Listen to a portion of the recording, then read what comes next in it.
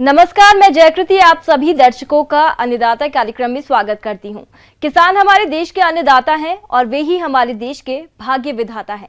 ऐसे ही भारतीय किसानों को खेती बाड़ी से जुड़ी हुई बहुत सी नई लाभकारी जानकारियां देने के लिए हर रोज सुबह हम आपके साथ आते हैं। तो चलिए कार्यक्रम शुरू करने से पहले देखते हैं क्या है आज के अन्नदाता में।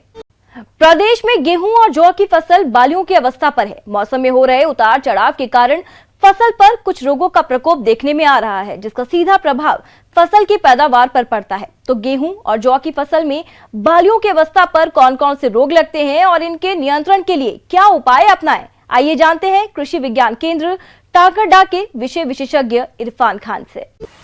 अभी गेहूं और जो कि अपने फ्रूटिंग स्टेज पे है या बालियां बोलें तो बालियां बनना शुरू हो गई है। तो इस अवस्था में जो प्रमुख बीमारी आती है गेहूं और जौ में वो है लूज स्मट की। लूज स्मट जो डिजीज है या बीमारी है वो बीज जनित बीमारी है। किसान भाइयों, गेहूं और जौ की फसल में इस समय लूज स्मट रोग दिखाई दे रहा है। इस रोग का नियंत्रण किसान भाई तभी कर पाएंगे जब इसकी सही पहचान जानेंगे। तो सबसे पहले जानते हैं लूज स्मट रोग की पहचान के लक्षण के बारे में, जो इस प्रकार से है। अगर आपने बीजोपचार नहीं किया है उससे अगर आपके खेत में ये बीमारी का प्रकोप हो रखा है, जैसे बाली बनेगी तो बाली काली बनना, जो भी बालियां बनेगी वो काली हो जाती है। हम भाई जैसे कि ये देख रहे हैं जौ की फसल में ये जो अन्य जो बालियां हैं वो स्वस्थ है और ये जो बाली है इसमें लूज स्मट की वजह से जो बाली खराब हो गई है और इसमें जो फंगस है उसके बीजाणु है उन्होंने बीज है उसको रिप्लेस कर दिया है। तो जैसे ही आपको जौ के खेत में गेहूं के खेत में ऐसे काले जो बालियां दिखाई दे तो उनको तोड़ के आप पॉलीथीन में या लिफाफों में इकट्ठा करके एक स्थान पे जला दें, जिससे आपकी अगले आने वाली जो फसल है वो स्वस्थ रहे। किसान भाइयों, ये तो कहावत आपने सुनी ही होगी, इलाज से बेहतर बचाव होता है, जो फसल उत्पादन में भी लागू होता है। तो जौ और गेहूं की फसल को लूज स्मट रोग से बचाने के लिए किसान भाई कौन कौन से उपायों को अपनाएं, वह इस प्रकार से है। तो इनके नियंत्रण के लिए आप क्या कर सकते हो, कोई भी आप जो रसायन या कोई भी दवाई छिड़कोगे तो उससे कोई नियंत्रण नहीं होगा।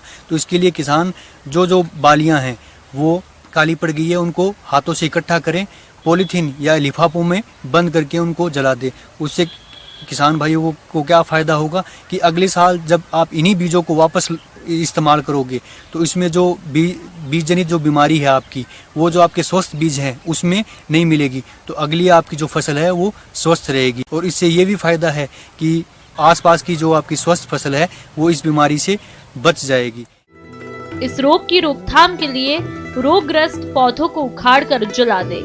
बीजों को कार्बोक्सिन 75 WP 1.5 ग्राम या कार्बेंडाजिम 50 WP 1.0 ग्राम या टेब्यूकोनाजोल 2.0 ग्राम प्रति किलोग्राम बीज की दर से बीजोपचार कर बुआई करें।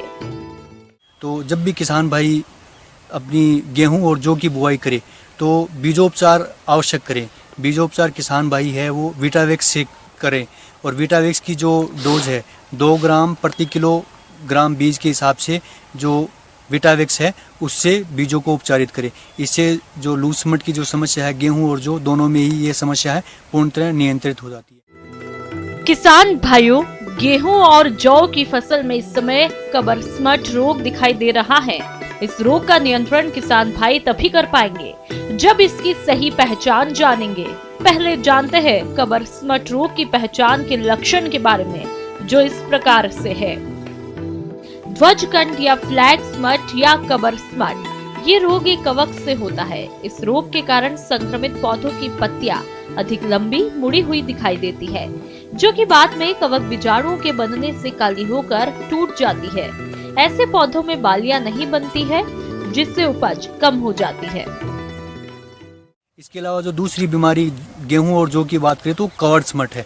कवर्ड स्मट में क्या होता है, ये जो काले काला जो कवर होता है वो आपके जो गेहूं या जौ के जो दाने होंगे उसको आवृत कर लेगा। किसान भाई ये जो बीमारी है इसको ये भी जैसे बीजो उपचार से आप इसको नियंत्रित पा सकते हो, और कवर स्मट के लिए जो स्प्रे है विटावेक्स का स्प्रे करके भी ये जो बीमारी है इसका नियंत्रण पाया जा सकता है। किसान भाइयों, अभी तक आपने खेती से जुड़ी हुई कुछ उपयोगी जानकारियां देखी।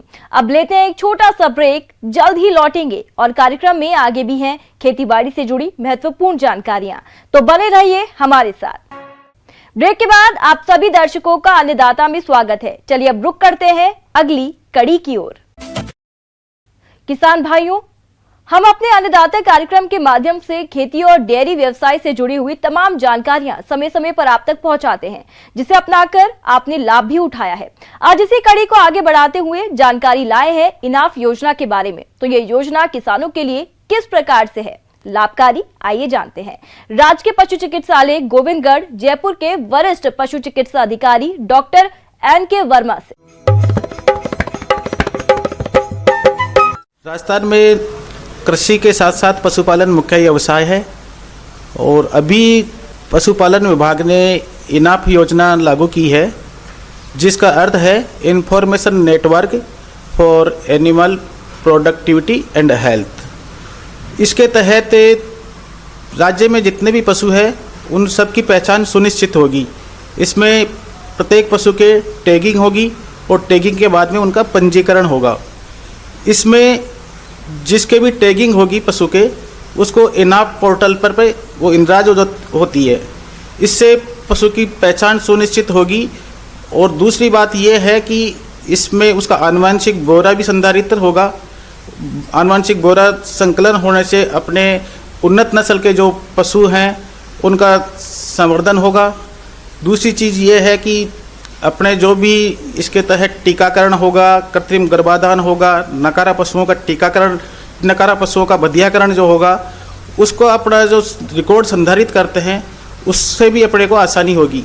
दूसरी चीज़ जो दूसरे एक राज्य से दूसरे राज्य के अंदर जो पशुओं का जो रोगों का प्रसार है, संक्रमण है, उसके ऊपर अंकुश लगेगा। और पशुपालन की जो भी योजनाएं हैं पशुपालन विभाग की, उन सारी योजनाओं का लाभ देने में पशुपालकों को आसानी होगी और उनको एक पशु की पहचान सुनिश्चित होगी। पशु को मिलेगा आधार की तरह यूनिक नंबर। पशुपालन विभाग की ओर से दुधारू गाय भैंस को टैग लगाने का अभियान शुरू किया गया है। टैगिंग के आधार पर पशुओं को आधार कार्ड की तरह ही यूनिक टैग नंबर दिए जा रहे हैं।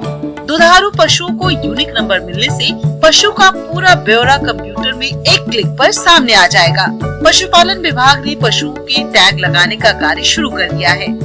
इस योजना के तहत information network for animal production and health enough अभियान की तरह दुधारू पशुओं का पंजीयन कर यूनिक नंबर जारी किया जा रहा है। यह यूनिक नंबर 12 अंकों के आधार कार्ड की तरह है।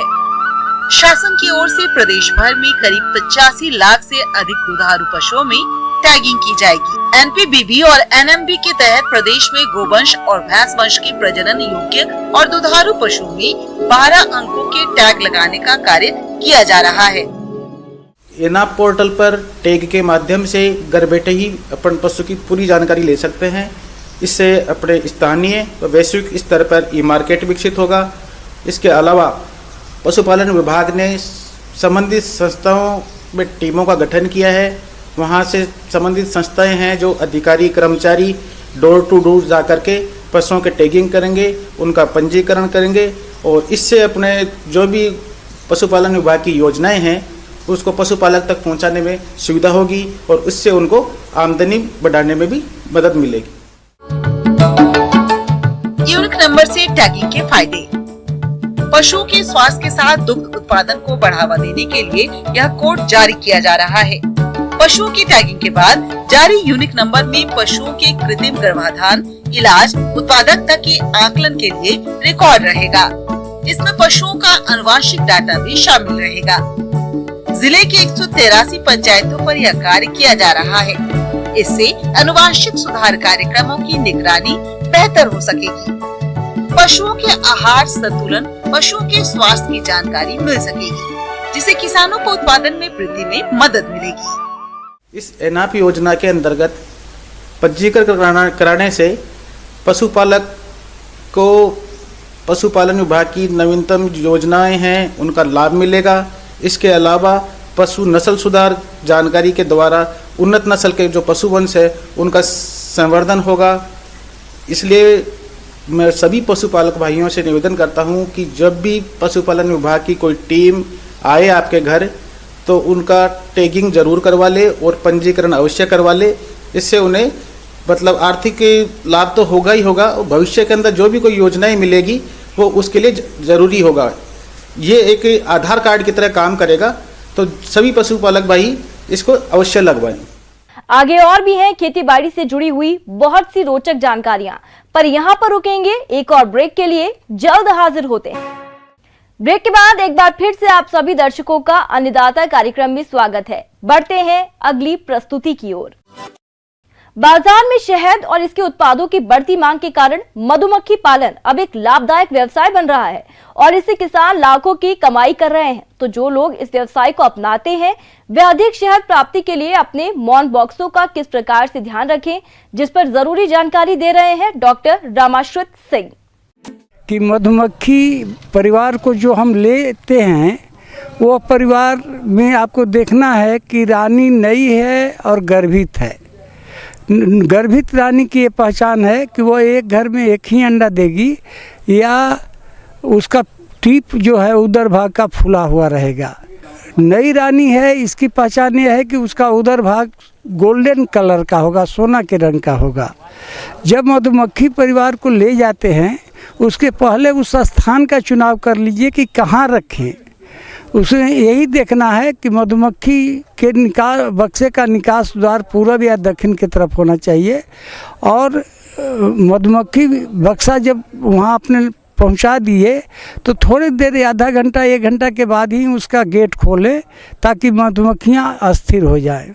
उसके बाद आपको देखना है कि शुरू में तो मधुमक्खियों को पता नहीं है कि किधर उसका भोजन स्रोत है, तो 2 दिन 4 दिन तक उसको चीनी की चाशनी कृत्रिम ढंग से बनाकर 1 किलो पानी और 1 किलो चीनी को थोड़ा गर्म करके ठंडा करने के बाद प्लास्टिक के गिलास में खरपतवार देकर अंधेरा होने के बाद देना चाहिए।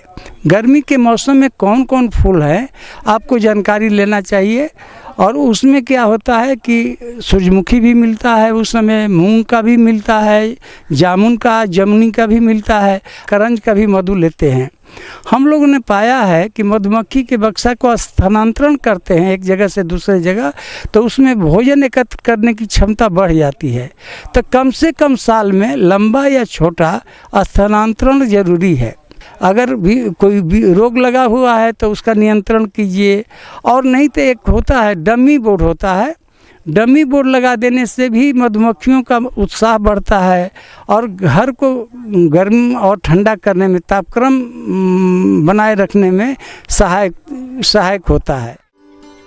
शहद उत्पादन में आई कमी केवल पर्याप्त परागण की कमी की वजह से ही नहीं होती, बल्कि इस गिरावट की एक बड़ी वजह कीटों का प्रकोप भी है।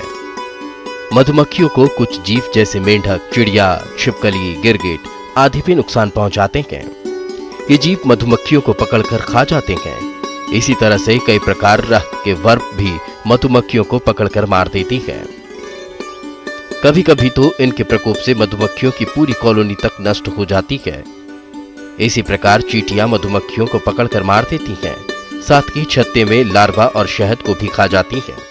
बीमारी से बचने के लिए हम लोग क्या करते हैं कि फॉर्मिक एसिड दवा, हमारे यहाँ एक ही समस्या है, माइट की समस्या है। माइट की समस्या में से निपटने के लिए ज़रूरी है कि तलपट को 15 दिन पर सफाई करते रहें। और दूसरी बात यह है कि फॉर्मिक एसिड का प्रयोग करना चाहिए। 5 ml फॉर्मिक एसिड 15 दिन के अंतराल पर देने से माइट का रोकथाम हो जाता है। अंत में मैं इतना ही कहना चाहूँगा कि अगर सफल मधुपालक बनना चाहते हैं तो 2 बातों पर विशेष रूप से ध्यान दीजिए। पहला कि 2 कमज़ोर परिवार के बजाय एक मजबूत अच्छा। कमज़ोर परिवार होने पर उसमें रोग ज़्यादा लगता है, दुश्मन उसको तंग करते हैं, तो उसको मिलाकर मजबूत बनाकर रखना चाहिए। आज जब बसंत काल आए, बढ़िया समय आए, तो ठीक है, उसका बंटवारा करके बक्से को बढ़ा देना चाहिए। दूसरा इसका ये है कि यथासंभव आप प्रयास कीजिए कि ऐसा न हो कि कोई परिवार बहुत मजबूत हो और कोई बहुत कमज़ोर हो। तो इसके लिए बहुत कमज़ोर और बहुत मजबूत के बीच में गैप रखने के लिए है कि ब्रूड वाला जो छत्ता है सप्ताह में एक बार एक बक्से से निकाल कर कमज़ोर बक्सा में दें, तो प्रौढ़ मक्खियों की संख्या बढ़ने लगती है कमज़ोर में, तो मजबूत और कमज़ोर में गैप कम रहता है। अगर ऐसा आप करते हैं तो जैसे लूट मार की समस्या से आप निपट सकते हैं, नहीं होगा। माइट के प्रकोप की स्थिति में 85 mg फॉर्मिक एसिड का उपयोग रुई के फाहे में एक लकड़ी की मदद से लपेटकर बक्से में रख देना चाहिए, जिससे इसकी गंध से कीटों से छुटकारा पाया जा सके। इसके अलावा ऐसी जगह जहां पर कीटों का प्रकोप ज्यादा होता है, वहां पर मधुमक्खियों को परागण के लिए पलायन न करें। माइट कीट से प्रभावित मधुमक्खियों के अंडे और लार्वा वाले छत्ते स्वस्थ मधुमक्खियों से दूर रखने चाहिए। मधुमक्खियों को भोजन में पर्याप्त पोषक तत्व उपलब्ध कराएं। मधु बॉक्सों के स्टैंड के नीचे कटोरियों में पानी भरकर रखें। इससे चींटियों का प्रकोप नहीं होगा। वर्प को पकड़कर तुरंत मार दें। साथ की छिपकली, मेंढक और चिड़ियों से भी बचाव करें। तो ऐसे मोमी पतंग या कीट से बचना चाहिए। चूँकि मधु मिठास है बक्से में, तो चीटा चीटी का प्रकोप तो स्वाभाविक है। इसलिए गर्मी और बरसात में हमेशा मधुमक्खी के बक्सा को स्टैंड पर रखें। अगर ज़्यादा कहीं आक्रमण हो रहा है तो स्टैंड में चिपचिपा चीज़ कुछ लगा दें ताकि चींटी और ये सब वो बक्से के अंदर ना जाए। इस तरह से शत्रुओं से बचाना जरूरी है। अन्नदाता हेल्पलाइन निःशुल्क फोन संपर्क सेवा के माध्यम से आपके द्वारा पूछे गए प्रश्नों में से एक या दो महत्वपूर्ण प्रश्न को हम अपने कार्यक्रम में शामिल करते हैं। इसी के तहत आज का चयनित प्रश्न और उसका जवाब इस प्रकार है। निःशुल्क अन्नदाता हेल्पलाइन में आज हमने जिस प्रश्न को शामिल किया है उसे पूछा है। गांव बेरा, जिला पाली के प्रहलाद सिंह ने आपने मूंग की उन्नत किस्में और बुआई के बारे में जानकारी चाहिए है, तो इसके लिए देखिए कार्यक्रम का यह अंश। मूंग एक ऐसी दलहनी फसल है जो किसान आसानी से उगा सकते हैं। इसकी खेती जायद के टाइम में खाली खेत या तलटी जहाँ पानी भराव होता है या ऐसी जगह अनुपयोगी आप समझते हो जिसमें और चीज़ें नहीं बो रहे हो, उसके लिए जायद खाली टाइम में आप ही काफ़ी प्रॉफिट कमा सकते हैं। बीज की उन्नत किस्मों की बात है, IPM 2-3 है। इसके अलावा RMG 62 है, पूषा वैशाखी है, K851 है। और एक वैरायटी जो आप मुख्य रूप से पसंद पुराने समय से की जा रही है, ये पूषा वैशाखी और 851 बहुत ही अच्छी वैरायटी है। फसल की अच्छी बढ़वार हो, इसके लिए बुआई के 20 दिन पहले खेत में सड़ी हुई गोबर की खाद 20 टन प्रति हेक्टेयर की दर से भूमि में मिला देना चाहिए। जहां तक रासायनिक उर्वरकों की बात है तो इसका प्रयोग मृदा परीक्षण रिपोर्ट के अनुसार ही करना चाहिए। इसकी बुआई करने के लिए आपको खेत तैयार किया जाता है। खेत की तैयारी के लिए आपको ज़्यादा मेहनत करने की ज़रूरत नहीं होती है। इसमें 2 बार जुताई की जाती है क्योंकि ये फसल मुख्य रूप से दलहनी फसलों में होती है। और दलहनी फसलों के बारे में आप सभी को ध्यान है कि ये नाइट्रोजन फिक्सेशन ज़मीन के अंदर करती है, तो ये ज़्यादा वातावरण में जो नाइट्रोजन है 78% उसको देती है। इसलिए इसके अंदर ज़्यादा न्यूट्रिएंट्स वगैरह देने की भी ज़रूरत नहीं होती है, इसलिए इसमें खर्चा कम आता है। बुआई करते समय इसके अंदर DAP का ज़्यादा यूज किया जाता है। 90 किलो DAP और 10 किलो यूरिया इसके साथ मिला करके भेजा जाता है। मूंग की बुआई विधि और दूरी की बात करें तो इसकी बुआई लाइनों में करना अच्छा होता है। इसके लिए पंक्ति से पंक्ति और पौधे से पौधे की दूरी समान रखते हुए बुआई करनी चाहिए। इसकी सबसे पहले मैं आपको बताना चाहूँगा कि इसकी बुआई है जो मार्च के बीच में की जाती है, जिस समय की सरसों के खेत या कोई खाली खेत होते हैं उनमें आसानी से बुआई की जा सकती है। पेड़ से पेड़ की दूरी की जहाँ की बात है, इसके 10 से 15 सेंटीमीटर होती है और लाइन से लाइन की दूरी 25 से 30 सेंटीमीटर होती है। मूंग की बुआई के बाद खेत में एक मुख्य समस्या आती है खरपतवारों की। तो इसके लिए बुआई के 24 घंटे के अंदर पेंडिमेथलिन 3.3 लीटर दवा 600 लीटर पानी में घोलकर छिड़काव करें तो खरपतवारों की समस्या से 1 से 1.5 महीने तक निजात पाया जा सकता है। जहाँ तक पानी की मात्रा की बात है, इसमें 2 सिंचाई बहुत होती है। एक 40 से 45 दिन बाद में, एक करीब 65 के आसपास हो जाती है, जिसमें पोड फॉर्मेशन होती है, उस समय होती है। इसके अलावा इसकी मैच्योरिटी जो मुख्य रूप से आएगी तो आप उस समय अप्रैल करीब आपको मैंने बताया 75 से 80 दिन में मैच्योरिटी आती है, जिसमें इसकी फलियां तोड़ ली जाती है सुखा करके और इसका उत्पादन काम में लिया जाता है। इसका चारा भी काफ़ी उपयोगी है जो पशुओं के काम में लिया जाता है। अब आइए देखते हैं कल दिखाए जाने वाले कार्यक्रम की मुख्य झलकियां। कम पानी में ड्रिप मल्चिंग से करें सब्जियों की खेती, कमाएं अच्छी आय। एक्वेरियम में रंगीन मछलियों का पालन, रोजगार का बेहतर जरिया। किसान भाइयों, अन्नदाता आपकी सेवा के लिए संकल्परत है। कृषि संबंधित समस्या और सुझावों के लिए आप हमें इस पते पर संपर्क कर सकते हैं। प्रोड्यूसर अन्नदाता news 18 Rajasthan, Ramoji film city, Hyderabad 501512। साथ ही आप हमें ईमेल भी कर सकते हैं। हमारा ईमेल है p18annadatarajasthan@nw18.com। इसके अतिरिक्त आप हमें निःशुल्क हेल्पलाइन नंबर 180041922155 पर सोमवार से शनिवार सुबह 10 से शाम 4 बजे के बीच संपर्क कर सकते हैं। किसान भाइयों, अब समय हो रहा है आपसे विदा लेने का, तो हमारी अन्नदाता टीम को दीजिए इजाजत। कल फिर आपसे मुलाकात होगी कृषि संबंधित कुछ और महत्वपूर्ण जानकारियों के साथ। नमस्कार।